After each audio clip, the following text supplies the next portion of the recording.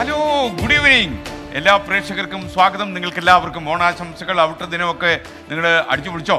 പൊളിച്ചാലും പൊളിച്ചില്ലെങ്കിലും നാളെ ഒരു ഓണം കൂടിയുണ്ട്, ചതയ ദിനം. എല്ലാവർക്കും പ്രൈം ടൈം വിത്ത് SKNലേക്ക് സ്വാഗതം. ഒരുപാട് വാർത്തകൾ നിങ്ങളെ കാത്തിരിക്കുന്നു. പ്രൈം ടൈം തുടങ്ങുകയാണ്. സ്വാഗതം.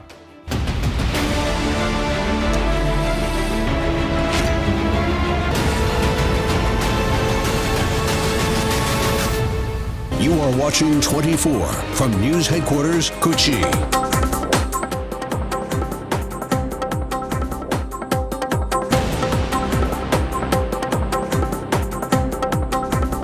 നഗരത്തിൽ വൻ സൈബർ തട്ടിപ്പ്. രണ്ടാഴ്ചക്കിടെ നഷ്ടമായത് 4 കോടിയിലധികം രൂപ. Thiruvananthapuram city cyber police register ചെയ്തത് 6 FIRകൾ. തട്ടിപ്പിൽ ഭൂരിഭാഗവും ഓൺലൈൻ ട്രേഡിംഗ് വാഗ്ദാനം നൽകി. 24 പ്രൈം ടൈം ബ്രേക്കിംഗ്.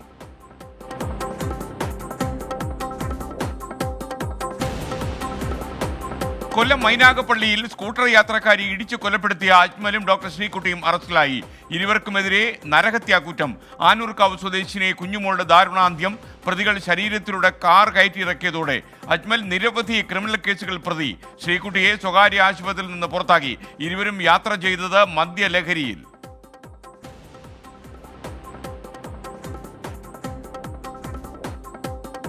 നിപയുടെ തീവ്ര വ്യാപനം തടയാൻ കണ്ടെയ്ൻമെന്റ് സോണുകൾ നിശ്ചയിച്ചും മാസ്ക് നിർബന്ധമാക്കിയും മലപ്പുറം ജില്ല ആരോഗ്യ ജാഗ്രതയിൽ. മദ്രസയും വിദ്യാലയങ്ങളും സിനിമാശാലകളും അടച്ചിട്ടു. മരിച്ച യുവാവിന്റെ റൂട്ട് മാപ്പ് പുറത്തിറക്കി ആരോഗ്യവകുപ്പ്. നിലമ്പൂർ പോലീസ് സ്റ്റേഷനിലും രോഗിയെത്തി. രോഗലക്ഷണങ്ങളുള്ള 10 പേരുടെ സാമ്പിൾ പരിശോധനയ്ക്ക് അയച്ചു. ഹേമ കമ്മിറ്റിയിലെ മൊഴികൾ പുറത്തുവിട്ട് റിപ്പോർട്ടർ ചാനൽ നടത്തിയ അട്ടിമറിയിൽ മുഖ്യമന്ത്രി ഇടപെടണമെന്ന് WCC. ചാനലിലെ വിവരം കിട്ടിയതിന് പിന്നിൽ കമ്മിറ്റി റിപ്പോർട്ട് കൈവശമുള്ള ചിലരെന്ന് ഗുരുതര ആരോപണം. റിപ്പോർട്ട് പുറത്തുവിടുമെന്ന് നേരത്തെ പറഞ്ഞ ചാനലിനെ സർക്കാർ തടഞ്ഞില്ലെന്ന് നടി രഞ്ജിനി 24നോട്. സിനിമാ മേഖലയിൽ നിലവിലെ സംഘടനകൾക്ക് ബദലായി പുതിയ സംഘടന രൂപീകരിക്കാൻ നീക്കം.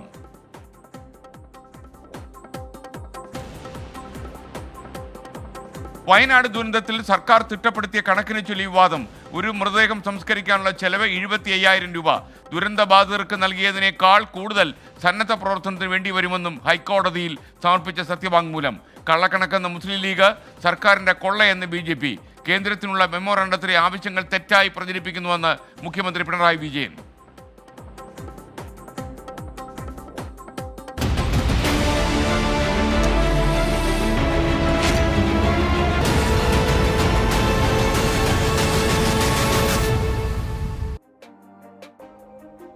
എല്ലാ പ്രിയപ്പെട്ട പ്രേക്ഷകർക്കും പ്രൈം ടൈം വിത്ത് SKNലേക്ക് സ്വാഗതം. നമുക്ക് കുറച്ചധികം വാർത്തകൾ പറയാനുണ്ട്. ആദ്യം പ്രൈം ടൈം ബ്രേക്കിംഗിലേക്ക് കടക്കുന്നു. തിരുവനന്തപുരം നഗരത്തിൽ വൻ സൈബർ തട്ടിപ്പ്. സെപ്റ്റംബർ മാസത്തിൽ ഇതുവരെ നഷ്ടമായത് 4 കോടിയിലധികം രൂപ. തട്ടിപ്പുമായി ബന്ധപ്പെട്ട് Thiruvananthapuram city cyber police register ചെയ്തത് 6 FIRകൾ. 24 prime time breaking. AV Jayashankar തിരുവനന്തപുരത്തും തത്സമയം ചേരുന്നു. ജയശങ്കർ, നമസ്കാരം. പ്രൈം ടൈമിലേക്ക് സ്വാഗതം. പറയൂ വിശദാംശങ്ങൾ. SKN ഒരു മാസത്തെ പകുതിയാകുമ്പോൾ 2 ആഴ്ചത്തെ കണക്കുകളാണ് ഇപ്പോൾ പുറത്തു വരുന്നത്. തിരുവനന്തപുരത്ത് സിറ്റി സൈബർ പോലീസ് മാത്രം രജിസ്റ്റർ ചെയ്തത് 6 FIRകളാണ്. ഈ 6 FIRകളിൽ നിന്ന് കണക്കുകൾ പരിശോധിക്കുമ്പോൾ 4 കോടിയിലധികം രൂപ പലർക്കായി നഷ്ടപ്പെട്ടിരിക്കുന്നു. ഇതിൽ 2 കോടി നഷ്ടപ്പെട്ടവരുണ്ട്, 1 കോടി നഷ്ടപ്പെട്ടവരുണ്ട്, 20 ലക്ഷം നഷ്ടപ്പെട്ടവരുണ്ട്, 11 ലക്ഷം വരെ നഷ്ടപ്പെട്ട ആളുകളുണ്ട്. ഈ തട്ടിപ്പ് സംഘങ്ങൾക്കെതിരെ പോലീസ് നടപടി ശക്തമാക്കുമ്പോഴും പല ആളുകളും തട്ടിപ്പ് സംഘങ്ങളുടെ ചതിക്കുഴിയിൽ ആവർത്തിച്ച് വീഴുന്ന ഒരു സാഹചര്യമാണുള്ളത്. ഭൂരിഭാഗം തട്ടിപ്പുകളും ഈ ഓൺലൈൻ ട്രേഡിംഗ്, വലിയ പണം വാഗ്ദാനം ചെയ്തുകൊണ്ടുള്ള ഓൺലൈൻ ട്രേഡിംഗ് വാഗ്ദാനം നൽകിയാണ് പണം തട്ടുന്നത്. ഇതിൻ്റെ പ്രധാന ഇടങ്ങൾ എന്ന് പറയുന്നത് വാട്സപ്പും ടെലിഗ്രാം അക്കൗണ്ടുകളും എല്ലാമാണ്. ഇതുവഴി ആളുകളെ സമീപിച്ച് വലിയ പണം വാഗ്ദാനം ചെയ്ത സംഘം തട്ടിപ്പ് നടത്തുന്നു. ഇത്തരത്തിൽ പല ബാങ്ക് അക്കൗണ്ടുകൾ ഉപയോഗിച്ചുകൊണ്ടാണ് ഈ ഒരു തട്ടിപ്പ് സംഘം നടത്തുന്നത്. ബാങ്കുകൾക്കും ഇതിനെതിരെ നടപടിയെടുക്കാൻ സാധിക്കാത്ത അവസ്ഥ. നമ്മൾ പറയുന്നത് ഒരു പോലീസ് ജില്ലയിലെ ഒരു സൈബർ പോലീസിൻ്റെ കണക്കുകൾ മാത്രമാണ്. കേരളത്തിൽ 14ലധികം പോലീസ് ജില്ലകളും സൈബർ വിഭാഗം അല്ലാതെ ലോക്കൽ പോലീസ് രജിസ്റ്റർ ചെയ്യുന്ന കേസുകളെല്ലാം ഉണ്ട്. ഇതിൻ്റെ എല്ലാം കണക്കെടുത്തു കഴിഞ്ഞാൽ വലിയ കോടികളുടെ ഒരു തട്ടിപ്പ് നടന്നിട്ടുണ്ടാകാമെന്നാണ് മനസ്സിലാക്കുന്നത്. എന്തായാലും പോലീസ് ഈ കാര്യവുമായി ബന്ധപ്പെട്ട് പറയുന്നത് ആളുകളുടെ പണത്തോടുള്ള ആർത്തിയാണ് ഇത്തരം തട്ടിപ്പുകൾ നിരന്തരമായി കുടുങ്ങാനുള്ള ഒരു കാരണം. പോലീസ് വലിയ തോതിൽ ജാഗ്രതാ നിർദ്ദേശം നൽകുന്നു. അപ്പോഴും ഈ തട്ടിപ്പ് സംഘങ്ങൾക്ക് വിലസാനാകുന്നത് ആളുകൾക്കുള്ള പണത്തോടുള്ള ആർത്തിയാണ്. തട്ടിപ്പിൽ കുടുങ്ങി പണം നഷ്ടമാകുമ്പോൾ മാത്രമാണ് പോലീസിനെ സമീപിക്കുന്നതും പോലീസ് പറയുന്നു. മറ്റൊരു വിഷയം, ഈ പ്രമുഖരായ വ്യക്തികളെ ടാർഗറ്റ് ചെയ്തുകൊണ്ട് CBI അറസ്റ്റ് ചെയ്യുന്നു. വരുന്നു, കോടതിയിൽ ഹാജരാകേണ്ടി വരുമെന്നെല്ലാം പറഞ്ഞുകൊണ്ടുള്ള തട്ടിപ്പും സംസ്ഥാനത്ത് വ്യാപകമാകുന്നുണ്ട്. പ്രമുഖരെ ഇത്തരം തട്ടിപ്പ് സംഘങ്ങൾ ടാർഗറ്റ് ചെയ്യുന്നു. പണമുള്ള ആളുകളെ ടാർഗറ്റ് ചെയ്തുകൊണ്ടാണ് ഈ തട്ടിപ്പെന്നും പോലീസ് വ്യക്തമാക്കുന്നുണ്ട്. എന്തായാലും സംസ്ഥാന പോലീസ് കഴിഞ്ഞ ഇടയായി ഇത്തരത്തിൽ തട്ടിപ്പ് നടത്തിയ നിരവധി സംഘങ്ങളെ കേരളത്തിന് പുറത്തുൾപ്പെടെ പോയി പിടികൂടിയിരുന്നു. പോലീസ് ഇപ്പോഴും വ്യക്തമാക്കുന്നത് ഇത്തരം സംഘങ്ങളെക്കുറിച്ച് ട്രേസ് ചെയ്യുന്നുണ്ട്, ഇവരുടെ ബാങ്ക് അക്കൗണ്ടുകൾ മരവിപ്പിക്കാൻ ശ്രമിക്കുന്നുണ്ട്, പണം തിരിച്ചു കൊണ്ടുവരാൻ ശ്രമിക്കുന്നുണ്ട് എന്നാണ്. പക്ഷേ അപ്പോഴും പ്രതിദിനം ഈ തട്ടിപ്പുകളുടെ എണ്ണം വ്യാപകമായി വർദ്ധിക്കുന്ന കാഴ്ചയാണ് കാണുന്നത്. ഓരോ പോലീസ് സ്റ്റേഷൻ പരിധിയിലും വലിയ തോതിൽ തട്ടിപ്പുണ്ടാവുന്നു. കഴിഞ്ഞ 2023 200 കോടി രൂപ ഇത്തരം തട്ടിപ്പ് സംഘം കൊണ്ടുപോയെന്നാണ് പറയുന്നത്. പക്ഷേ 2024 സെപ്റ്റംബറിൽ എത്തി നിൽക്കുമ്പോൾ ഈ വർഷത്തെ കണക്കുകൾ അതിനിരട്ടിയായിരിക്കുമെന്നത് വ്യക്തമാണ്. എന്തായാലും പോലീസിന്റെ പക്കൽ ഈ കണക്കുകളുണ്ട്. അധികം വൈകാതെ ഈ വർഷത്തെ പകുതി കണക്കുകൾ പോലീസ് പുറത്തുവിടാനുള്ള സാധ്യതയുണ്ട്. അങ്ങനെ വരികയാണെങ്കിൽ അത് കഴിഞ്ഞ വർഷത്തെ 200 കോടി മറികടക്കുമെന്നത് ഉറപ്പാണ്. എന്തായാലും സൈബർ ഡോമും പോലീസിന്റെ സൈബർ വിഭാഗവും എല്ലാം തട്ടിപ്പുകൾക്കെതിരെ ബോധവൽക്കരണം നടത്തുന്നു. ഇന്നും ഈ സിം ഉപയോഗിച്ചുകൊണ്ടുള്ള തട്ടിപ്പിനെതിരെ കേരള പോലീസ് ഒരു അറിയിപ്പ് നൽകിയിരുന്നു. അവരുടെ ഫേസ്ബുക്ക് പേജ് വഴിയായിരുന്നു ഈ അറിയിപ്പ് ഉണ്ടായത്. എന്തായാലും പോലീസ് ഈ വിഷയത്തിൽ ജാഗ്രത പുലർത്തുമ്പോഴും ജനങ്ങളുടെ പൊതുസമൂഹത്തിലെ ആളുകളുടെ പണത്തോടുള്ള ആർത്തിയാണ് ഇത്തരം തട്ടിപ്പിൽ വീഴ്ത്തുന്നത്. ചെറിയ തുകയൊന്നുമല്ല ഇത്തരം തട്ടിപ്പുകാർ കൊണ്ടുപോകുന്നതാണ് വലിയ പ്രത്യേകത. ഇവർ കോടികൾ ലക്ഷങ്ങളൊക്കെയാണ് കൊണ്ടുപോകുന്നത്. നിരന്തരം ഈ തട്ടിപ്പ് വാർത്തകൾ നമ്മുടെ ഉൾപ്പെടെയുള്ള മാധ്യമങ്ങൾ നൽകുമ്പോഴും പോലീസ് ജാഗ്രത നിർദ്ദേശം നൽകുമ്പോഴും ഈ തട്ടിപ്പുകാർ സുഖമായി വിലസുന്നു, തട്ടിപ്പ് നടത്തി മടങ്ങുന്നു, ലക്ഷങ്ങൾ ഇവരുടെ പോക്കറ്റിലാകുന്നു. അതിനുശേഷം മാത്രമാണ് ആളുകൾ പരാതിയുമായി പോലീസിന് മുന്നിൽ എത്തുന്നത്. ഈ സമയത്ത് പോലീസിന് വലിയ പരിമിതികളുണ്ട്. S K okay, thank you. A V ജയശങ്കറാണ് വിവരങ്ങൾ നൽകിയത്. തിരുവനന്തപുരം നഗരത്തിൽ വൻ സൈബർ തട്ടിപ്പ്. സെപ്റ്റംബർ മാസത്തിൽ മാത്രം നഷ്ടമായത് ആളുകൾക്ക് 4 കോടിയിലധികം രൂപയാണ്. പല രീതിയിലാണ് സൈബർ തട്ടിപ്പ് പുറത്തേക്ക് വരുന്നത്.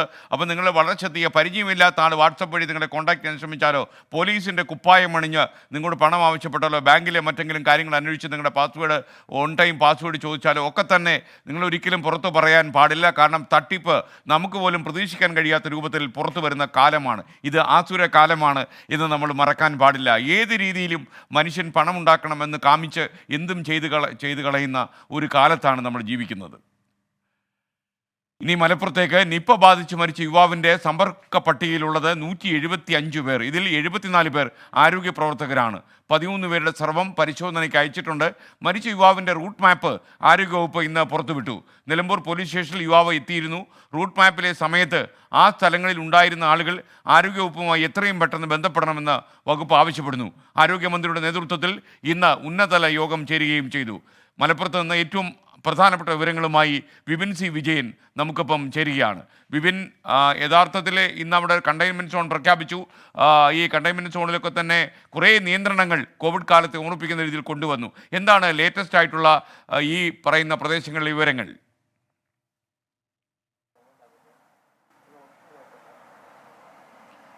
SKN ഈ രോഗിയുടെ റൂട്ട് മാപ്പ് പ്രസിദ്ധീകരിച്ചിരിക്കുന്നു എന്നുള്ളതാണ് ഏറ്റവും പ്രധാനപ്പെട്ട കാര്യം. ഈ റൂട്ട് മാപ്പ് പ്രകാരം 4-ാം തീയതിയാണ് നിപ രോഗലക്ഷണങ്ങൾ ആരംഭിക്കുന്നത്. 5-ാം തീയതി വീട്ടിൽ തന്നെയായിരുന്നു. 6-ാം തീയതിയാണ് ആദ്യം പുറത്തേക്ക് ഇറങ്ങുന്നത്.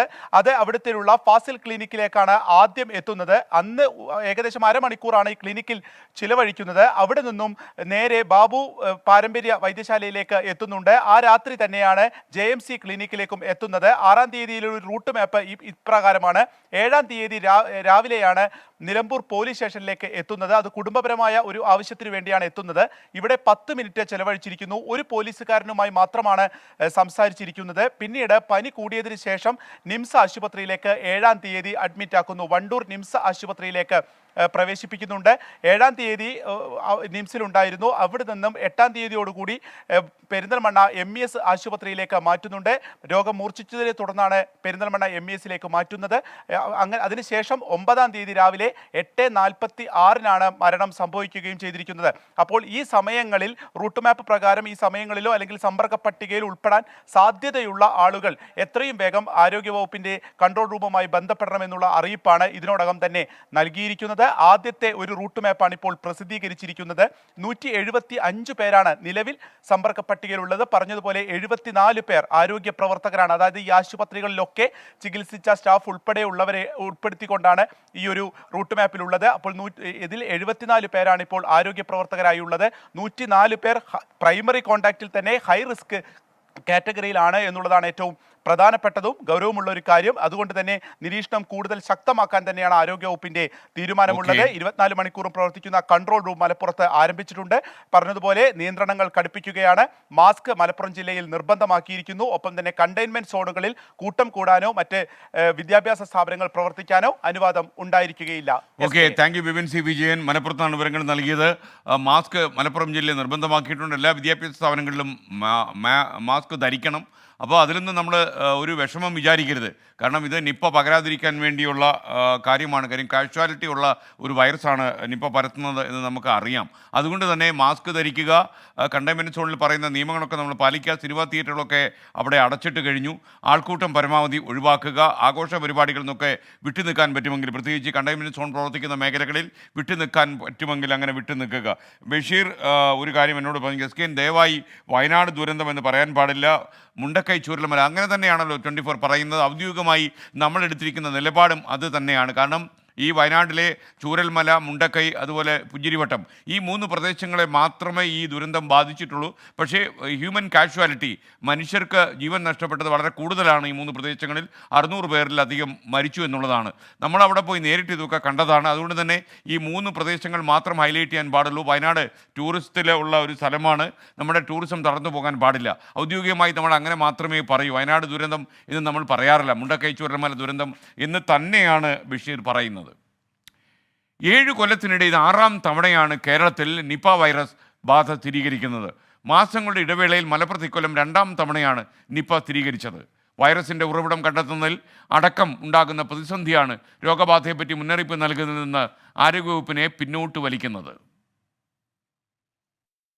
സംസ്ഥാനത്ത് ആദ്യമായി നിപ്പ റിപ്പോർട്ട് ചെയ്യുന്നത് 2018 കോഴിക്കോടാണ്.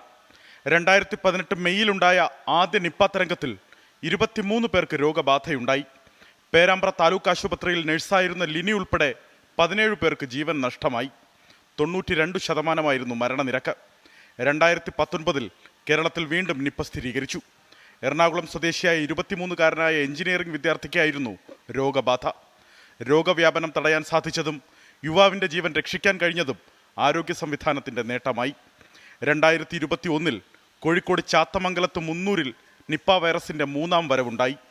കൂടുതൽ വ്യാപനം തടഞ്ഞുകൊണ്ട് രോഗത്തെ ഫലപ്രദമായി പ്രതിരോധിക്കാൻ സാധിച്ചെങ്കിലും 12 വയസ്സുകാരൻ്റെ ജീവൻ നിപ്പ കവർന്നു. 2023 കോഴിക്കോട് വീണ്ടും 2 ജീവനുകൾ നിപ്പ അപഹരിച്ചു. മലപ്പുറത്ത് ഇക്കൊല്ലം ഇത് 2ാം തവണയാണ് നിപ്പ സ്ഥിരീകരിക്കുന്നത്. ജൂലൈയിൽ മലപ്പുറം പാണ്ടിക്കാട് 14 വയസ്സുകാരന് ജീവൻ നഷ്ടമായി. 1.5 മാസത്തിനിപ്പുറം വണ്ടൂർ നടുവത്ത് 24 വയസ്സുകാരനും നിപ്പ മൂലം ജീവൻ നഷ്ടമായി. കൃത്യമായ ഇടവേളകളിൽ കേരളത്തിൽ രോഗബാധ റിപ്പോർട്ട് ചെയ്യുന്നുണ്ട്. രോഗബാധ സ്ഥിരീകരിച്ച ഇടങ്ങളിലും രോഗികളുടെ സഞ്ചാരപാതകൾ കേന്ദ്രീകരിച്ചും ICMR അടക്കം നടത്തിയ അന്വേഷണത്തിൽ പഴംതീനി വവ്വാലുകളിലാണ് നിപ്പ വൈറസ് സാന്നിധ്യം സ്ഥിരീകരിച്ചത്. അതിലപ്പുറം രോഗ ഉറവിടവുമായി ബന്ധപ്പെട്ട ഒരു ഉത്തരവും സംസ്ഥാന ആരോഗ്യ വകുപ്പിനില്ല. കേരളത്തിലുണ്ടായ രോഗബാധകളിൽ ആദ്യ രോഗിക്ക് എവിടെ നിന്ന് എങ്ങനെ വൈറസ് ബാധയുണ്ടായി എന്നത് അജ്ഞാതമാണ്. രോഗവ്യാപനം തടയുന്നതിനും മരണനിരക്ക് കുറയ്ക്കാനും കേരളത്തിന് സാധിക്കുന്നുണ്ടെങ്കിലും രോഗ ഉറവിടം കണ്ടെത്തുന്നതിലെ പ്രതിസന്ധി വെല്ലുവിളിയാണ്. പഴംതീനി വവ്വാലുകൾക്കിടയിൽ നിശബ്ദമായ വ്യാപനം നടക്കുന്നുണ്ടാവാം എന്ന നിഗമനത്തിലാണ് നാഷണൽ വൈറോളജി ഇൻസ്റ്റിറ്റ്യൂട്ടിലെ ഗവേഷണ സംഘം. കേരളത്തിൽ കാണപ്പെടുന്ന 33 ഇനം വവ്വാലുകളിൽ 7 ഇനം വവ്വാലുകൾ വൈറസ് വാഹകരാകാമെന്ന് വിദേശ പഠനങ്ങൾ പറയുന്നു. കേരളത്തിൽ ഇതുവരെ നിപ്പ വൈറസ് സാന്നിധ്യം സ്ഥിരീകരിച്ചിട്ടുള്ളത് പഴംതീനി വവ്വാലുകളിലും. മറ്റിനത്തിൽപ്പെട്ട വവ്വാലുകളെ പിടികൂടി പഠനം നടത്തേണ്ടതുണ്ടെന്ന് ആരോഗ്യ വിദഗ്ധർ അഭിപ്രായപ്പെടുന്നു. നിരീക്ഷണ ജാഗ്രതാ സംവിധാനങ്ങൾ കാര്യക്ഷമമാക്കണമെന്ന മുന്നറിയിപ്പും ഗവേഷകർ ആവർത്തിക്കുന്നു. 24 തിരുവനന്തപുരം. പ്രിയപ്പെട്ട പ്രേക്ഷകർക്ക് വീണ്ടും സ്വാഗതം. പ്രൈം ടൈം തുടരുകയാണ്. അശോകൻ ലക്ഷ്മൺ ഒരു കാര്യം പറഞ്ഞു. എസ്കെൻ ഒരു കാര്യം ചോദിച്ചോട്ടെ. നിങ്ങൾ മാധ്യമങ്ങളെല്ലാം റിപ്പോർട്ട് ചെയ്ത ഒരു വാർത്ത ഉണ്ടായിരുന്നു. കേരള സർക്കാർ അനാവശ്യമായി കുറേ തുക ചെലവാക്കിയെന്ന്. അതിൻ്റെ യാഥാർത്ഥ്യം നിങ്ങൾ തന്നെ പറയുന്നതല്ലേ നല്ലത്. എനിക്ക് തീർച്ചയായിട്ടും ഈ കാര്യം ഒന്ന് ആഴത്തിൽ അന്വേഷിക്കാനുണ്ട്. അന്വേഷിച്ച് നാളെ മോർണിംഗ് ഷോയിൽ ഈ കാര്യം ഞാൻ വിശദമായിട്ട് പറയാൻ കഴിയുമെന്നാണ് എൻ്റെ വിശ്വാസം. മറ്റൊരു കാര്യം, ഇനി നമുക്കൊരു കാര്യം, ഒരു പ്രേക്ഷകൻ പറയുന്നത് അദ്ദേഹത്തിൻ്റെ TV-ക്ക് 2 സൗണ്ട് ഉണ്ട് എന്നാണ് പറയുന്നത്. അപ്പോൾ അതൊക്കെ വലിയ ബുദ്ധിമുട്ടുണ്ടാക്കുന്ന കാര്യം. ഒരു സൗണ്ട് കൊണ്ട് തന്നെ ആൾക്കാർക്ക് ജീവിക്കാൻ പറ്റാത്ത അവസ്ഥയിൽ താങ്കളുടെ TV മാത്രം എങ്ങനെയാണ് 2 സൗണ്ട് ഉണ്ടാക്കുന്നതെന്ന് എനിക്ക് അറിയില്ല. ഇനി നമുക്ക് വളരെ പ്രധാനപ്പെട്ട ഇന്ന് വന്നൊരു വാർത്തയിലേക്കാണ് പോകുന്നത്. മനുഷ്യ മനസാക്ഷി മരവിച്ചു പോകുന്ന ആ വാർത്ത നിങ്ങൾക്കും അറിയാം. ആ വാർത്തയുടെ ചില വിശദാംശങ്ങൾ കൂടി പ്രേക്ഷകരുമായിട്ട് നമുക്ക് ഈ സാഹചര്യത്തിൽ പങ്കുവയ്ക്കാനുണ്ട്. ജീവന് പുല്ലുവില.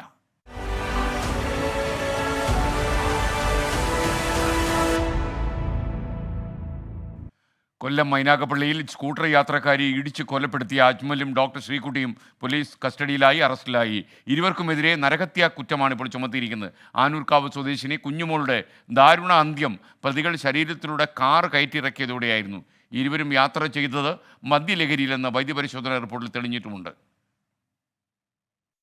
കൊല്ലം ആനൂർക്കാവിലെ സുഹൃത്തിന്റെ വീട്ടിൽ തിരുവോണാഘോഷത്തിന് ശേഷം കരുനാഗപ്പള്ളിയിലേക്ക് മടങ്ങുകയായിരുന്നു അജ്മലും ഡോക്ടർ ശ്രീകുട്ടിയും. ആഘോഷത്തിനൊടുവിൽ മദ്യലഹരിയിലായിരുന്നു ഇരുവരും. വൈകിട്ട് 5:45 ഇവരുടെ കാർ ആനൂർ മുക്കിൽ എത്തുന്നു. പിന്നീട് സംഭവിച്ചത് ഇങ്ങനെ.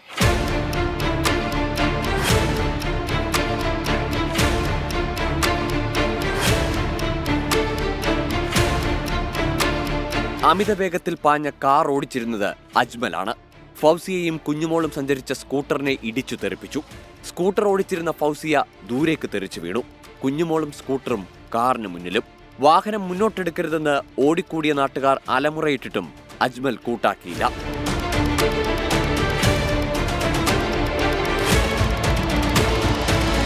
ഞാനൊരു സൈഡിലേക്ക് ചേട്ടത്തിലെ കാറിന്റെ ഫ്രണ്ടിലോട്ടാണ്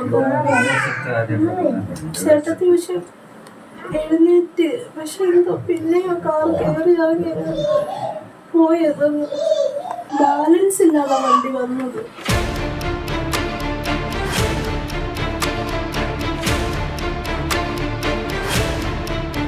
അപകടം സംഭവിച്ച് ആശുപത്രിയിലെത്തി മിനിറ്റുകൾക്കകം കുഞ്ഞുമോളുടെ മരണം സ്ഥിരീകരിച്ചു. വാരിയലൊടിഞ്ഞ ശ്വാസകോശത്തിൽ തറച്ചതാണ് മരണകാരണമെന്നാണ് പ്രാഥമികമായ വിലയിരുത്തൽ. അപകടമുണ്ടായിട്ടും പ്രതികളുടെ പരക്കം പാച്ചിൽ തീർന്നില്ല. അപകടത്തിന് ശേഷം വാഹനം മുന്നോട്ടെടുക്കാൻ അജ്മലിനെ നിർബന്ധിച്ചത് ഡോക്ടർ ശ്രീകുട്ടിയാണെന്നാണ് പോലീസിന്റെ കണ്ടെത്തൽ. സ്കൂട്ടർ ഇടിച്ചിട്ട് കുഞ്ഞുമോളുടെ മേൽ കാർ കയറ്റിയിറക്കിയ ശേഷം സുഹൃത്തിന്റെ വീട്ടിലേക്കാണ് പ്രതികളായ അജ്മലും ഡോക്ടർ ശ്രീകുട്ടിയും പോയത്. അപകടകരമായ ആ യാത്രയുടെ ദൃശ്യങ്ങളും ഇന്ന് പുറത്തു വന്നു.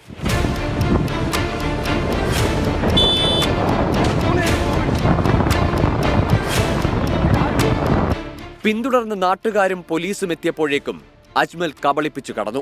അപകടമുണ്ടാക്കിയ കാറും ഡോക്ടർ ശ്രീകുട്ടിയെയും പോലീസ് കസ്റ്റഡിയിലെടുത്തു. ഒളിവിൽ പോയ അജ്മലിനെ ഇന്ന് പുലർച്ചെയോടെ പതാരത്ത് നിന്ന് പിടികൂടി. അജ്മലിനെതിരെ മനഃപൂർവ്വമായ നരഹത്യ, അലക്ഷ്യമായി വണ്ടിയോടിക്കൽ ഉൾപ്പെടെ ജാമ്യമില്ലാ കുറ്റങ്ങൾ ചുമത്തിയാണ് പോലീസ് കേസെടുത്തത്. ഡോക്ടർ ശ്രീകുട്ടിക്കെതിരെ നരഹത്യാ കുറ്റവും പ്രേരണാ കുറ്റവും ചുമത്തി. സ്വമേധയാ കേസെടുത്ത മനുഷ്യാവകാശ കമ്മീഷൻ അപകടമുണ്ടാക്കിയ ശേഷം കടന്നുകളഞ്ഞ കാറിലുണ്ടായിരുന്നത് ഡോക്ടറാണെന്നത് അത്ഭുതപ്പെടുത്തുന്നുവെന്ന് നിരീക്ഷിച്ചു. ആശുപത്രിയുടെ സൽപ്പേരിന് കളങ്കമുണ്ടാക്കിയെന്ന് ചൂണ്ടിക്കാട്ടി ഡോക്ടർ ശ്രീകുട്ടിയെ വലിയത്ത് ഹോസ്പിറ്റൽ പുറത്താക്കുകയും ചെയ്തു.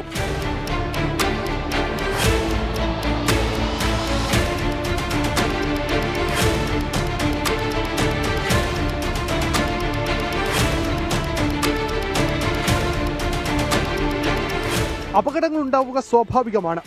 പക്ഷേ അപകടത്തിൽപ്പെട്ടവരെ തിരിഞ്ഞു നോക്കാതെ അവരുടെ ജീവനെടുത്തുള്ള യാത്ര, അതിന് ഒരു ന്യായീകരണവുമില്ല.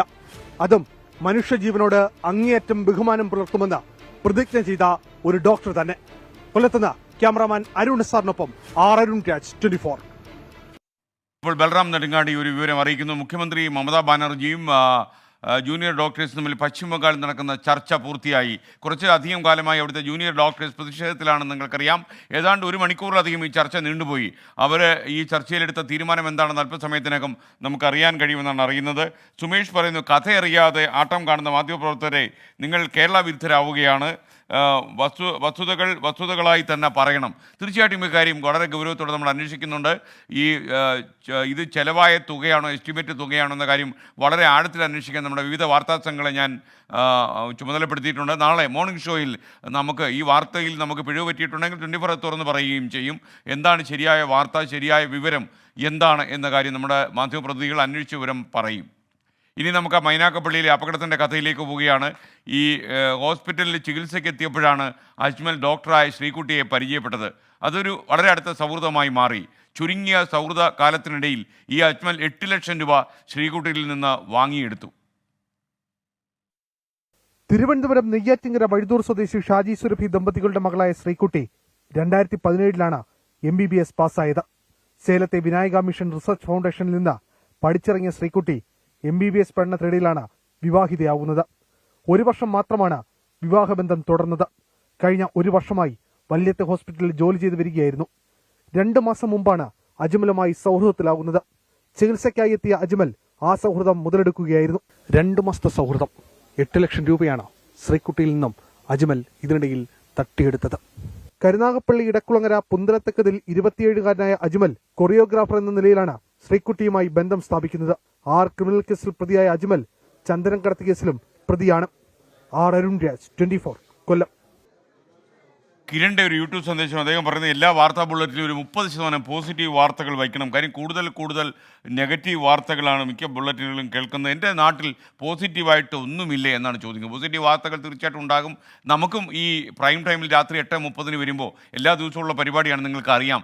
പോസിറ്റീവായ കാര്യങ്ങൾ പറയണം എന്നാണ് എനിക്ക് ആഗ്രഹം. എൻ്റെ ഉടുപ്പിനെക്കുറിച്ച് പ്രേക്ഷകർ പറഞ്ഞ കമൻറ്റ് പോലും പറഞ്ഞ് പോസിറ്റീവ് ആക്കണം എന്നെനിക്കുണ്ട്. എന്നാൽ വരുന്നത് കൂടുതലും നെഗറ്റീവ് വാർത്തകൾ. എന്താ ചെയ്യുക? കോഴിക്കോട് കുറ്റ്യാടിയിൽ തെരുവുനായ ആക്രമണം ഉണ്ടായെന്ന് മറ്റൊരു വാർത്ത വരുന്നു. 8 പേർക്ക് പരിക്കേറ്റു. ഈ പ്രദേശത്ത് ഇപ്പോൾ പരിശോധന നടക്കുകയാണ്. മിഥില ബാലൻ കോഴിക്കോട് നിന്ന് വിവരങ്ങളുമായി ചേർന്നു. മിഥില, പറയൂ.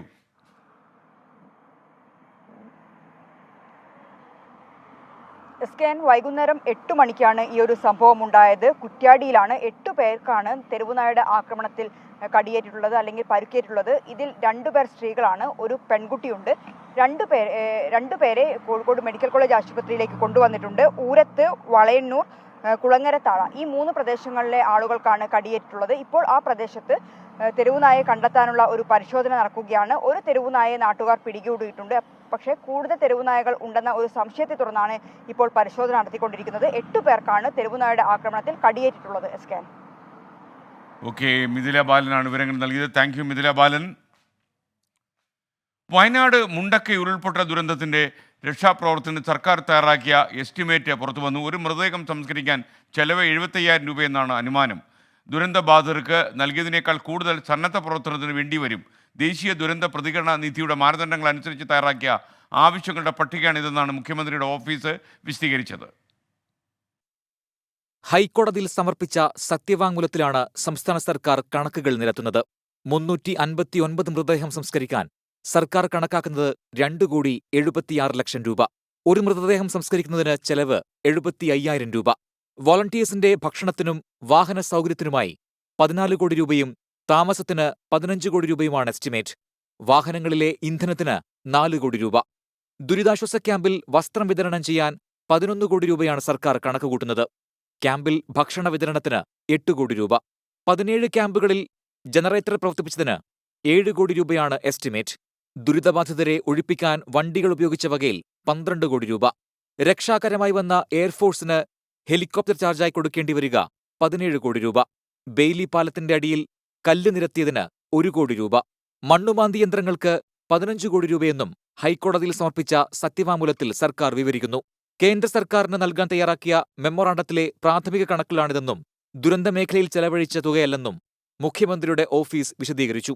ദുരന്തമുണ്ടായി ദിവസങ്ങൾക്കുള്ളിൽ തയ്യാറാക്കിയ എസ്റ്റിമേറ്റിൽ രക്ഷാപ്രവർത്തനങ്ങൾക്ക് ഉൾപ്പെടെ പ്രതീക്ഷിക്കുന്ന ചെലവ് കൂടി ഉൾപ്പെടുത്തിയിരുന്നു. 24 കൊച്ചി.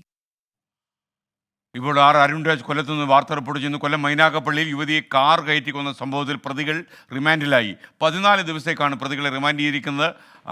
അജ്മലിനെയും ഡോക്ടർ ശ്രീകുട്ടിയുമാണ് റിമാൻഡ് ചെയ്തത്. പ്രതികളെ തിരുവനന്തപുരം അട്ടക്കുളങ്ങര ജയിലിലേക്ക് കൊണ്ടുപോയിട്ടുണ്ട്.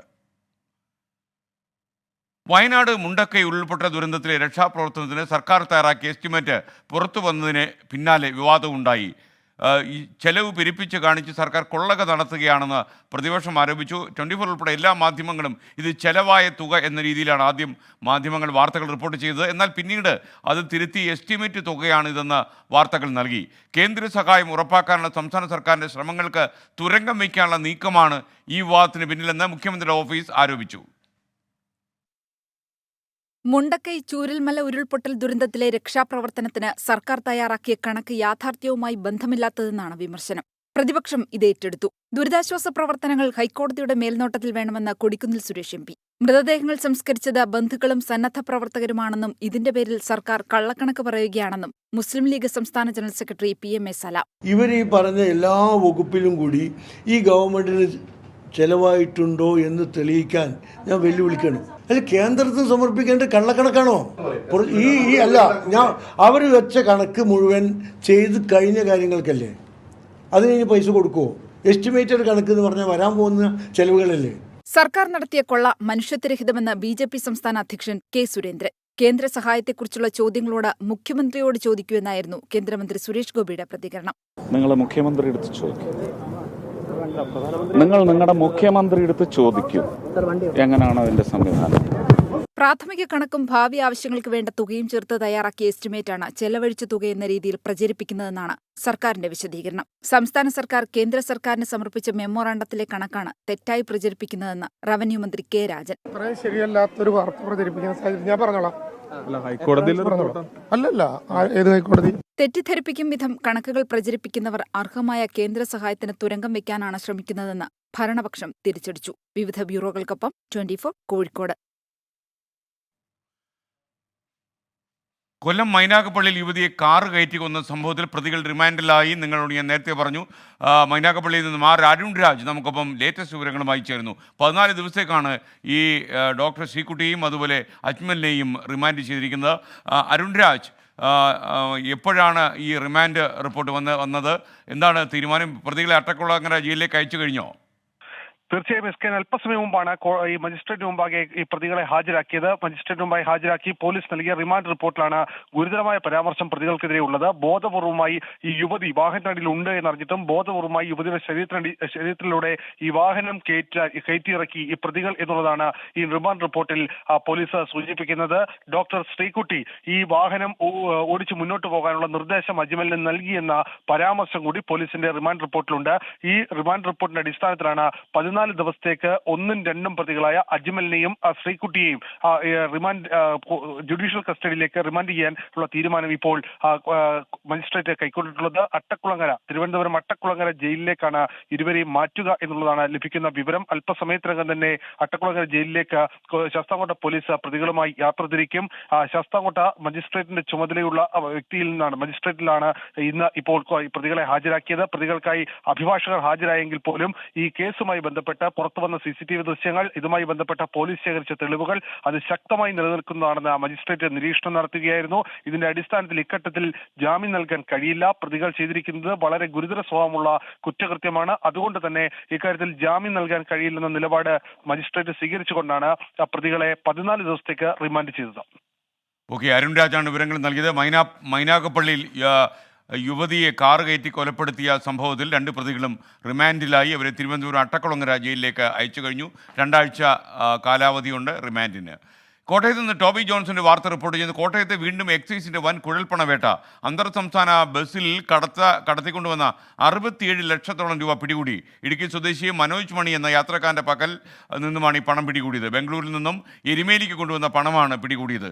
പാലയിൽ വെച്ച് 44 ലക്ഷം രൂപയും പൊൻകുന്നത്ത് വെച്ച് 21 ലക്ഷം രൂപയും ഇന്ന് കണ്ടെടുത്തു. പ്രിയപ്പെട്ട പ്രേക്ഷകർക്ക് വീണ്ടും പ്രൈം ടൈമിലേക്ക് സ്വാഗതം. ഇന്നത്തെ വാർത്താ പകലിൽ വന്ന ചില വാർത്തകൾ നമ്മൾ പരിശോധിക്കുമ്പോൾ ഇപ്പോഴൊരു വാർത്ത വരുന്നുണ്ട്.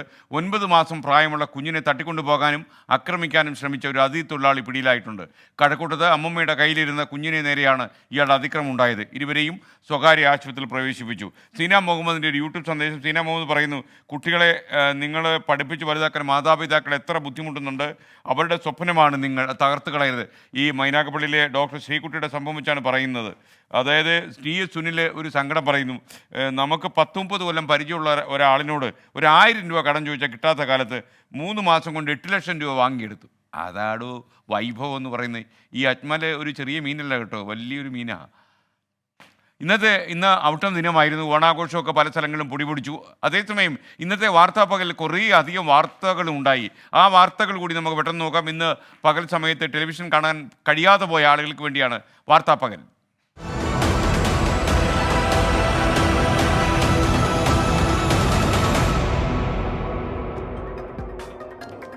കൊച്ചിയിൽ നടിയെ ആക്രമിച്ച കേസിൽ നടൻ ദിലീപിനെതിരെ കേരളം സുപ്രീം കോടതിയിൽ. അടിസ്ഥാനരഹിതമായ ബദൽ കഥകൾ മെനയാൻ ദിലീപ് ശ്രമിക്കുന്നുവെന്ന് സത്യവാങ്മൂലത്തിൽ സംസ്ഥാന സർക്കാരിന്റെ ആരോപണം ഉണ്ടായി. കേസിൽ ഒന്നാം പ്രതിയായ പൾസർ സുനിയുടെ ജാമ്യ ഹർജി സുപ്രീം കോടതി നാളെ പരിഗണിക്കും. മണ്ണിടിച്ചിലുണ്ടായ ഷിരൂരിൽ തെരച്ചിൽ ഈ ആഴ്ച പുനരാരംഭിക്കും. ഇതിനായി ഗോവ പോർട്ടിൽ നിന്ന് ട്രെഡ്ജർ നാളെ പുറപ്പെടും. നിലവിൽ കാലാവസ്ഥ അനുകൂലമാണെന്ന് ജില്ലാ ഭരണകൂടം അറിയിച്ചു.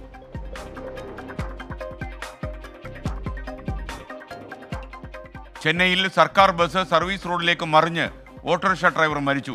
മാധവരം സ്വദേശി ദിനേശാണ് മരിച്ചത്. ബസ്സിലുണ്ടായിരുന്ന 20ഓളം പേർക്ക് പരിക്കേറ്റു.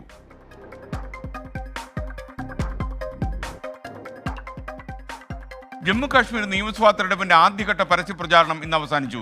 24 മണ്ഡലങ്ങൾ മറ്റന്നാൾ പോളിംഗ് ബൂത്തിലെത്തും. ഭീകരാക്രമണങ്ങൾ വർദ്ധിക്കുന്നതിൽ തെരഞ്ഞെടുപ്പ് കമ്മീഷൻ ഏജൻസികളിൽ നിന്നും റിപ്പോർട്ട് തേടി.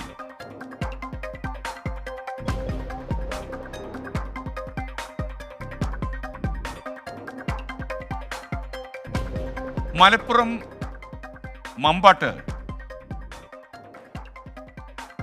സ്കൂട്ടർ മറിഞ്ഞ യുവതിക്കും കുഞ്ഞിനും ദാരുണാന്ത്യമുണ്ടായി. അപകടത്തിൽപ്പെട്ടത് നടുവക്കാട് സ്വദേശി ഷിനോജും കുടുംബവുമാണ്. ഷിനോജിന്റെ ഭാര്യ ശ്രീലക്ഷ്മി, സഹോദരന്റെ 3 വയസ്സുള്ള മകൻ ധ്യാൻദേവ് എന്നിവരാണ് മരിച്ചത്. പ്രതിപക്ഷ നേതാവ് രാഹുൽ ഗാന്ധിക്കെതിരെ വിവാദ പരാമർശവുമായി ശിവസേന MLA സഞ്ജയ് ഗേക്വാദ്. രാഹുൽ ഗാന്ധിയുടെ നാവ് അരിയുന്നവർക്ക് 11 ലക്ഷം രൂപ നൽകുമെന്നായിരുന്നു ഇയാളുടെ പരാമർശം. സഞ്ജയ് ഗേക്വാദിന്റെ പരാമർശത്തെ BJP സംസ്ഥാന ഘടകം തള്ളിക്കളഞ്ഞു. തിരുവനന്തപുരം കണ്ണൂർ ജനശതാബ്ദി എക്സ്പ്രസിന് പുതിയ കോച്ചുകൾ അനുവദിച്ച റെയിൽവേ. ജർമ്മൻ സാങ്കേതിക വിദ്യയിൽ നിർമ്മിക്കുന്ന സ്റ്റെയിൻലെസ് സ്റ്റീൽ കോച്ചുകൾ 29 മുതൽ ട്രെയിനിൽ ഉൾപ്പെടുത്തും. യാത്രക്കാരുടെ ഏറെ നാളത്തെ പരാതിക്ക് ഇതോടെ പരിഹാരമായി. സംഘർഷം തുടരുന്ന മണിപ്പൂരിൽ ഇന്റർനെറ്റ് സേവനങ്ങളുടെ നിരോധനം 5 ദിവസത്തേക്ക് കൂടി നീട്ടി. ക്രമസമാധാന നില പരിഗണിച്ചാണ് പുതിയ തീരുമാനം. ജിരിബാം ജില്ലയിൽ വീണ്ടും ആയുധങ്ങൾ കണ്ടെത്തുകയും ചെയ്തു. ചലച്ചിത്ര സംവിധായകൻ രഞ്ജിത്തിനെതിരായ ബലാത്സംഗ പരാതിയിൽ ബംഗാളി നടിയുടെ രഹസ്യമൊഴി ഈ ആഴ്ച രേഖപ്പെടുത്തും. കൊൽക്കത്തയിലെ ആലിപ്പൂർ സെഷൻസ് കോടതി മുമ്പാകെ നടി ഹാജരാകും. അന്വേഷണ സംഘം കൊച്ചിയിലെ കോടതി വഴി കൊൽക്കത്തയിലേക്ക് അയച്ചു.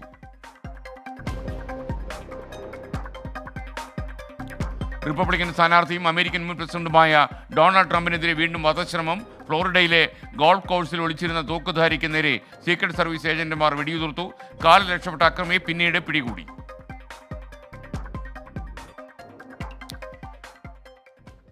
ഇതൊക്കെയാണ് ഇന്ന് വന്ന പ്രധാനപ്പെട്ട വാർത്തകൾ. ഈ വാർത്താപ്പകലിൽ നമ്മൾ ചെയ്യുന്നത് ഈ പകൽ നേരം എന്തൊക്കെ വാർത്തകൾ വന്നു എന്നുള്ളത് ഉൾപ്പെടുത്തുകയായിരിക്കും. പ്രത്യേകിച്ച് പകൽ നേരം ടെലിവിഷൻ ന്യൂസ് ശ്രദ്ധിക്കാൻ കഴിയാതെ പോയ പ്രേക്ഷകർക്ക് ഒരു എളുപ്പ വഴിയാകട്ടെ എന്ന് കരുതിയാണ് നമ്മൾ ചെയ്തിരിക്കുന്നത്. മറ്റൊരു സ്റ്റോറിയിലേക്ക്. മലയാള സിനിമാ മേഖലയിൽ നിലവിലെ സംഘടനകൾക്ക് ബദലായി പുതിയൊരു സംഘടന രൂപീകരിക്കാൻ ശ്രമങ്ങൾ തുടങ്ങിയ കൊച്ചിയിൽ പ്രോഗ്രസീവ് ഫിലിം മേക്കേഴ്സ് അസോസിയേഷൻ എന്ന പേരിലാണ് ഈ സംഘടന രൂപീകരിക്കാനുള്ള ശ്രമം. ആഷിഖ് അബു, അഞ്ജലി മേനോൻ, ലിജോ ജോസ് പെല്ലിശ്ശേരി എന്നിവരാണ് ഈ സംഘടനയ്ക്ക് നേതൃത്വം കൊടുക്കുക. അഞ്ജലി മേനോൻ, ലിജോ ജോസ് പെല്ലിശ്ശേരി, ആഷിഖ് അബു, രാജീവ് രവി, റിമ കല്ലിങ്കൽ, ബിനീഷ് ചന്ദ്ര എന്നിവർ സംയുക്തമായി പുറത്തിറക്കിയ പ്രസ്താവനയിലാണ് പ്രോഗ്രസീവ് ഫിലിം മേക്കേഴ്സ് എന്ന പേരിൽ പുതിയ സംഘടന രൂപീകരിക്കുന്നത്. കാലഹരണപ്പെട്ട രീതിയിലുള്ള നിലവിലെ സിനിമാ രീതികളിൽ മാറ്റമാണ് സംഘടന ലക്ഷ്യമിടുന്നത്. തൊഴിലാളികളുടെ ശാക്തീകരണവും പുത്തൻ സിനിമാ സംസ്കാരം രൂപീകരിക്കുമെന്നാണ് സംഘടനയുടെ വാഗ്ദാനം. തൊഴിലാളികളുടെ അവകാശം സംരക്ഷിക്കും. സമത്വം, സഹകരണം, സാമൂഹ്യനീതി മൂല്യങ്ങളിൽ ഊന്നി പ്രവർത്തിക്കുമെന്നും സിനിമാ പ്രവർത്തകർക്ക് അയച്ച കത്തിൽ വ്യക്തമാക്കുന്നു. സിനിമാ പിന്നണി പ്രവർത്തകരുടേതാകും കൂട്ടായ്മ. സംഘടന രൂപീകരിക്കുന്നതിനുള്ള പ്രാഥമിക ചർച്ചകൾക്ക് കൂട്ടായ്മ കടന്നു.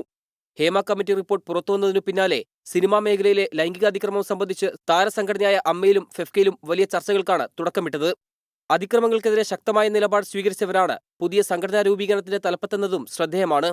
24 കൊച്ചി. കേരള ബാങ്കിൽ നിന്ന് ജപ്തി ഭീഷണി നേരിട്ട ആലപ്പുഴ പെരുമ്പളത്തെ ക്യാൻസർ ബാധിത കുടുംബത്തിന് കൈത്താങ്ങുമായി ഇന്ന് കേന്ദ്രമന്ത്രി സുരേഷ് ഗോപി എത്തി. പണയത്തിലുള്ള വീടിൻ്റെ ആധാരം കുടുംബത്തിന് സുരേഷ് ഗോപി ഇന്ന് രാവിലെ കൈമാറി. 3 പേർക്ക് ക്യാൻസർ ബാധിച്ച കുടുംബത്തിന് ദുരവസ്ഥ 24 വാർത്തയാക്കിയതിന് പിന്നാലെയാണ് കേന്ദ്രമന്ത്രി സുരേഷ് ഗോപിയുടെ ഇടപെടൽ. 24 ഇമ്പാക്ട്. ഒരു കുടുംബത്തിലെ 3 പേരെയും അർബുദം ബാധിച്ചതിനെ തുടർന്ന് ജീവിതം മുന്നോട്ടു പോകാനാകാതെ പ്രതിസന്ധിയിലായെന്ന 24 വാർത്ത ശ്രദ്ധയിൽപ്പെട്ടതിനെ തുടർന്നാണ് കേന്ദ്രമന്ത്രി സുരേഷ് ഗോപിയുടെ ഇടപെടൽ. 4-5 ദിവസം മുമ്പാണ് ശിവശങ്കരൻ 24-ൽ വന്ന ഒരു വാർത്ത അറിയിക്കുന്നത്. അതിൻ്റെ പശ്ചാത്തലത്തിൽ വിളിച്ചന്വേഷിച്ചു. അവർക്ക് സമാധാനമായിട്ട് കിടന്ന് ഉറങ്ങണം, അതിനുള്ള സൗകര്യം ഒരുക്കാൻ പറ്റി, അത്രയേ ഉള്ളൂ. ചികിത്സാ ചെലവിനും വീട് പണിക്കുമായി 2015-ൽ കേരള ബാങ്കിൽ നിന്നെടുത്ത വായ്പയിൽ തിരിച്ചടവ് മുടങ്ങിയതോടെയാണ് കുടുംബം ജപ്തി ഭീഷണി നേരിട്ടത്. 1,70,70,000 രൂപ തിരിച്ചടച്ച് വീടിന്റെ ആധാരം സുരേഷ് ഗോപി കുടുംബത്തിന് കൈമാറി. ചികിത്സയുടെ കാര്യത്തിന് ഡോക്ടേഴ്സിനെ എല്ലാം വിളിച്ച് ഏർപ്പാട് ചെയ്തിട്ടുണ്ട്. പക്ഷേ അതിൻ്റെ ഓവർഹെഡ്സ് എന്താണെന്നൊക്കെ നോക്കണം. ദൈനംദിന ചെലവിനൊപ്പം ചികിത്സാ ചെലവിനും പ്രതിസന്ധി നേരിടുന്ന കുടുംബത്തിന്റെ ചികിത്സാ സഹായവും കേന്ദ്രമന്ത്രി ഉറപ്പു നൽകി. 24-ന്റെയും കേന്ദ്രമന്ത്രിയുടെയും ഇടപെടലിന് കുടുംബം നന്ദി പറഞ്ഞു. വളരെയധികം സന്തോഷമുണ്ട്. ഞങ്ങളുടെ വീട് നഷ്ടപ്പെട്ടു പോയിരുന്നു എന്ന് തീരുമാനിച്ചിരിക്കുന്ന ഒരു കാര്യമായിരുന്നു. സുരേഷ് ഗോപി സാറ് വന്ന് എനിക്കിപ്പോൾ ഈ പ്രമാണം എടുത്ത് കിട്ടിയപ്പോൾ തന്നെ എനിക്ക് പകുതി ആശ്വാസമായിട്ടുണ്ട്. പിന്നെ എനിക്ക് എൻ്റെ കുഞ്ഞിൻ്റെ ചികിത്സയുടെ കാര്യങ്ങളും കൂടിയൊക്കെ നടന്നു കിട്ടുമ്പോൾ ഞാൻ ഏറ്റവും കൂടുതൽ എല്ലാ ആളുകളോടും ജനത്തിനോടും കടപ്പെട്ട് ഇരിക്കുകയാണ്. എനിക്ക് അത് ദൈവത്തിൻ്റെ മുമ്പിലും നിങ്ങളുടെ എല്ലാവരുടെയും മുമ്പിൽ ഞാനത് നന്ദി പറയുന്നു. 2017-ൽ ക്യാൻസർ ബാധയെ തുടർന്ന് മരിച്ച രശ്മിയുടെ മകൾ ആരഭിയും അതേ രോഗം പിടിപെട്ട് ചികിത്സയിലാണ്. ആരഭിയുടെ മുഖത്തെ ചിരി മറയാതെയിരിക്കാൻ മജ്ജമാറ്റിവെക്കൽ ശസ്ത്രക്രിയ അനിവാര്യമാണ്. ദാതാക്കളെ ലഭിക്കണമെങ്കിൽ സുമനസ്സുകൾ കനിയണം. ആരഭിയുടെ അമ്മൂമ്മ മിനിയാണ് കുടുംബത്തിലെ അർബുദബാധിതയായ മറ്റൊരാൾ. മത്സ്യത്തൊഴിലാളിയായ രാജപ്പന്റെ വരുമാനമാർഗമാണ് കുടുംബത്തിന്റെ ഏക ആശ്രയം. 24 കൊച്ചി. പ്രൈം ടൈം അതിന്റെ അവസാന ഘട്ടത്തിലേക്ക് കടക്കുകയാണ്. വാൽകർഷണം ഉണ്ടാകുമെന്ന് ചില പ്രേക്ഷകർ ചോദിക്കുന്നു. വാൽകർഷണം ഉണ്ട്. സൂപ്പർ ലീഗ് കേരള ഫുട്ബോളിൽ തിരുവനന്തപുരം കൊമ്പൻസിന് സീസണിലെ ആദ്യ വിജയം ലഭിച്ചുവെന്ന് വാർത്ത വരുന്നത്. തൃശ്ശൂർ മാജിക് FC-യെ എതിരില്ലാത്ത 2 ഗോളുകൾക്കാണ് തോൽപ്പിച്ചത്. വിഷ്ണുവും പാപ്പിയുമാണ് കൊമ്പൻസിനായി ഗോൾ നേടിയത്. ഇതാണ് ഏറ്റവും പ്രധാനപ്പെട്ട വാർത്ത. മറ്റൊരു വാർത്ത വരുന്ന 9 മാസം പ്രായമുള്ള കുഞ്ഞിനെ തട്ടിക്കൊണ്ടുപോകാൻ ശ്രമിച്ച അതിഥി തൊഴിലാളി പിടിയിലായി. കഴക്കൂട്ടത്ത് ഇന്ന് രാത്രി 7 മണിയോടെയായിരുന്നു സംഭവം. MG പ്രതീഷ് വിശദാംശങ്ങളുമായി തിരുവനന്തപുരം ചെയ്യുന്നു. പ്രതീഷ്, വേഗം പറയൂ, നമുക്ക് ഈ പ്രൈം ടൈം അവസാനിപ്പിക്കാൻ നേരമായി വരുന്നു. SKN തിരുവനന്തപുരം കഴക്കൂട്ടത്ത് ഇന്ന് രാത്രി 7:30-ക്കാണ് അമ്മുമ്മയ്ക്കും കുഞ്ഞിനും നേരെ അതിക്രമമുണ്ടായത്. മെഡിക്കൽ സ്റ്റോറിൽ മരുന്ന് വാങ്ങാനെത്തിയ അമ്മുമ്മയുടെ കയ്യിൽ നിന്ന് ഈ മാസങ്ങൾ മാത്രം പ്രായമുള്ള കുഞ്ഞിനെ തട്ടിയെടുക്കാനുള്ളൊരു ശ്രമമാണ് ഉണ്ടായത്. തുടർന്ന് ഇവിടെ കൂടിയിരുന്ന നാട്ടുകാർ ഈ പ്രതിയെ തടഞ്ഞു വെക്കുകയായിരുന്നു. ആസാം സ്വദേശിയാണ് ഈ അതിക്രമം നടത്തിയത് എന്നതാണ് നിലവിൽ പോലീസ് പറയുന്നത്. ആസാം സ്വദേശിയായ നൂറുൽ ആദം ഈ കൃത്യം നടത്തിയതിന് നിലവിൽ പോലീസിന്റെ പിടിയിലായിട്ടുണ്ട്. ഈ അതിക്രമത്തിൽ ഈ അമ്മുമ്മയ്ക്കും കുഞ്ഞിനും നിസ്സാര പരിക്കുണ്ട്. ഇവരെ സ്വകാര്യ ആശുപത്രിയിൽ പ്രവേശിപ്പിച്ചതായും പോലീസ് അറിയിച്ചിട്ടുണ്ട്. SKN. Okay, thank U. നമുക്കൊപ്പം ചേർന്നത് MG പ്രതീഷാണ്. ഇനി വാൽകർഷണം.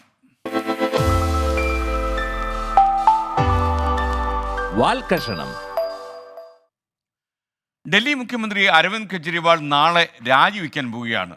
അഴിമതിക്കെതിരെ സംസാരിച്ചുകൊണ്ടായിരുന്നു കെജ്രിവാളിൻ്റെ തുടക്കം. ഇപ്പോൾ അഴിമതി കേസുകൾ ജയിലിൽ കിടന്നു അദ്ദേഹം. ഇപ്പോൾ പുറത്തിറങ്ങി. ഇപ്പോഴുള്ള ഈ രാജി കൊണ്ട് കെജ്രിവാൾ ലക്ഷ്യം വയ്ക്കുന്നത് എന്താവും? കാണാം. അഫ്സൽ തയ്യാറാക്കിയ വാൽകർഷണം. നിലവിലുള്ള ഒരു ഗവൺമെന്റിനെ താഴെ ഇറക്കാൻ പ്രതിപക്ഷ പാർട്ടികളെല്ലാം ഉപയോഗിക്കുന്ന തന്ത്രമാണ് അഴിമതി ആരോപണം. അങ്ങനെ അഴിമതിക്കെതിരെ പറഞ്ഞ് അധികാരത്തിൽ വന്ന ഒരാൾ അതേ ആരോപണത്തിൽ കുടുങ്ങിയാൽ എന്ത് ചെയ്യും? എന്ത് തന്ത്രം പ്രയോഗിച്ചാണ് വീണ്ടും അധികാരത്തിൽ കയറുക? അനന്തം പുറത്തിറങ്ങിയ പകരം ചോദിക്കുന്നുള്ള ഭയമാണോ? ആർക്കാ ഭയം? എനിക്കോ? അതൊക്കെ ഇച്ഛായനേ ഉള്ളൂ. അല്ല വർക്കിച്ചേട്ടാ, ഉടനെ എങ്ങനെ അനന്തം മോലെ പുറത്തു വിട്ടുമോ? ആരാ മോലാളി? അല്ല മോലാളി എന്ന് വെച്ചാൽ പഴയൊരു മോലാളിയല്ലേ? അഴിമതി കേസിൽ അധികാരത്തിലിരിക്കുമ്പോൾ ജയിലിൽ കഴിഞ്ഞ ആദ്യ മുഖ്യമന്ത്രിയാണ് കെജ്രിവാൾ. അവനിനി മിണ്ടൂല, അവനിനി ജീവിതത്തിൽ ആരോടും മിണ്ടൂല. जब तक चुनाव नहीं होते तब तक मेरी जगह आम आदमी पार्टी से कोई और मुख्यमंत्री बनेगा. നിന്റെ ഓഫർ തീർന്നു. ഇനി നിനക്ക് വേണേ ദോണ്ട് അവിടെ പോയി നിന്ന് കളി കാണാം. ഇപ്പോഴത്തെ ഈ രാജി സഹതാപം പിടിച്ചു പറ്റാനാണെന്നാണ് പലരുടെയും വിമർശനം. അധികാരമില്ലാത്ത സമയത്ത് അഴിമതിക്കെതിരെ സംസാരിക്കുന്നത് കേൾക്കാൻ ആള് കൂടും.